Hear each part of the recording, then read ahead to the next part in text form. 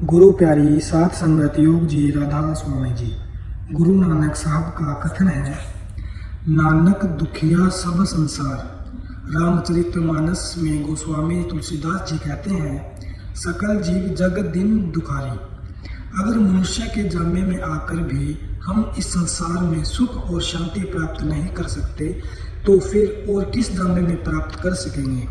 महात्मा उपदेश देते हैं कि इस दुनिया में कभी किसी को हमेशा के लिए सुख और शांति नहीं मिल सकती, क्योंकि यह दुनिया सुख और दुख का घर है, पुण्य और पाप की नगरी है। हम अपने पुण्य और पापों के कारण यहाँ आकर सुख और दुख भुगत रहे हैं। अच्छी तरह दुनिया में खोज करके देख लो, कोई शख्स ऐसा नहीं मिलेगा जिसे इस शरीर में बैठकर सुख ही सुख मिलते हों, कभी दुखों का सामना न करना पड़ा हो या किसी को दुख ही दुख मिलते हों, कभी सुख की सांस न आई हो। देखने में आता है कि अगर 10 दिन सुख के मिल जाते हैं तो फिर दुखों का सामना करना पड़ता है, और अगर 10 दिन दुख के भुगत लेते हैं तो फिर थोड़े बहुत सुख के श्वास आ जाते हैं। जितने भी दुख हमें भुगतने पड़ते हैं ये हमारे पिछले जन्मों में किए हुए पापों का नतीजा है, और जो भी सुख की सांसें आ रही हैं वे हमारे पिछले जन्मों के पुण्य के कारण हैं। जब पुण्य और पाप इकट्ठे होते हैं तब हमें इंसान का जामा मिलता है, जिसमें बैठकर हम उन पुण्यों और पापों का हिसाब दे रहे हैं। अगर हमारे सिर्फ पुण्य होते तो हम स्वर्गों में पहुंच जाते, अगर सिर्फ पाप होते तो हम नरकों में सजा भुगत रहे होते। किसी के ज्यादा पुण्य और थोड़े पाप हैं तो वह ज्यादा सुखी और कम दुखी नजर आता है। किसी का पापों का बोझ ज्यादा हो जाता है और पुण्यों का कम, तो वह ज्यादा दुखी है और कम सुखी है। यही कारण है कि इस दुनिया में अमीरी गरीबी, बीमारी तंदुरुस्ती और ऊंच नीच दिखाई देती है, क्योंकि हर जीव यहाँ अपने पिछले जन्मों के कर्मों के कारण है। इस जन्म में तो हर कोई प्रारब्ध के मीठे या कड़वे फल ही खा रहा है। यह दुनिया आज तक न कभी सुखों की नगरी बनी है और न कभी बन सकती है।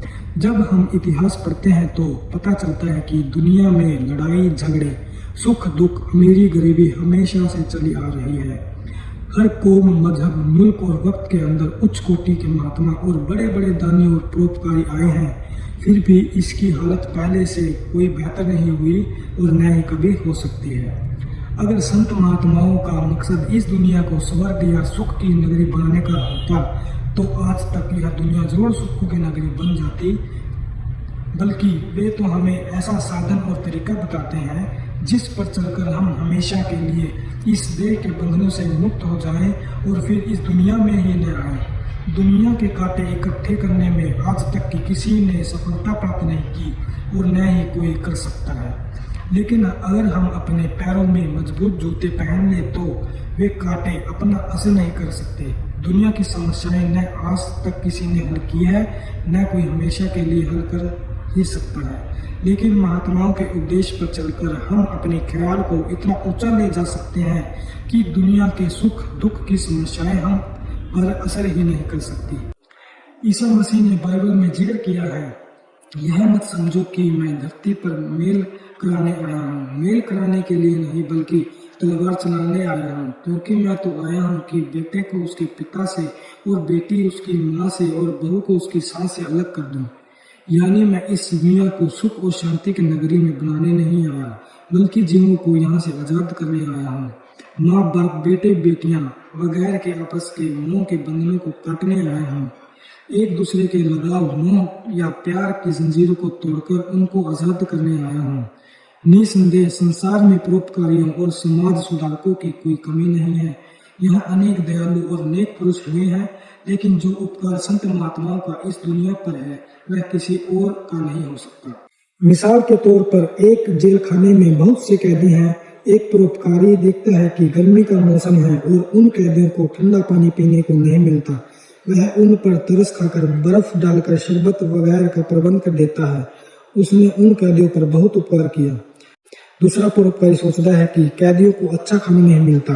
वह दया करके अच्छे अच्छे स्वादिष्ट भोजन, मिठाइयाँ आदि बनवाकर उनको दे देता है, जिससे कैदी और खुश हो जाते हैं। उसने भी कैदियों पर उपकार किया। तीसरा परोपकारी देखता है कि तेज सर्दी का मौसम है, उन कैदियों के पास सर्दी से बचने के लिए गर्म कपड़े नहीं है। उसने काफी रुपए खर्च करके उनको सर्दियों से बचाने के लिए गर्म कपड़े बनवा दिए। इस परोपकारी ने शायद पहले परोपकारियों से अधिक उपकार किया। इन सभी परोपकारियों ने कैदियों पर तरस खाकर उपकार किया, जिससे कैदियों की हालत पहले से ज्यादा अच्छी हो गई। वे सी क्लास से ए क्लास के कैदी तो बन गए और उनके जेल खाने में ज्यादा सुख और आराम भी प्राप्त हो गया। लेकिन इन सब परोपकारियों के होते हुए भी कैदी तो जेल खाने में ही रहे। चौथे परोपकारी ने, जिसके पास जेल खाने की चाबी थी, कैदियों पर तरस खाकर जेल खाने का दरवाजा ही खोल दिया और उन्हें हमेशा के लिए आजाद कर दिया। अगर इनमें सबसे ऊंचा परोपकार है तो उस जेल खाने की चाबी वाले का है। संत महात्मा इस 84 के जेल खाने की चाबी लेकर संसार में आते हैं और हमारे अंदर मालिक से मिलने का शौक और प्यार पैदा करके हमें रास्ता और युक्ति बताकर दूर धाम पहुंचाकर हमेशा के लिए इस जेल खाने से आजाद कर देते हैं। इसलिए संतों और महात्माओं का परोपकार दूसरों से समाज सुधारकों या परोपकारियों के परोपकार से कहीं ऊंचा और सच्चा है। महात्मा हमें उपदेश देते हैं कि जब तक हमारी आत्मा वापस जाकर उस परमात्मा से न मिल जाए, हम शरीर के बंधनों और संसार के दुखों से छुटकारा नहीं पा सकते।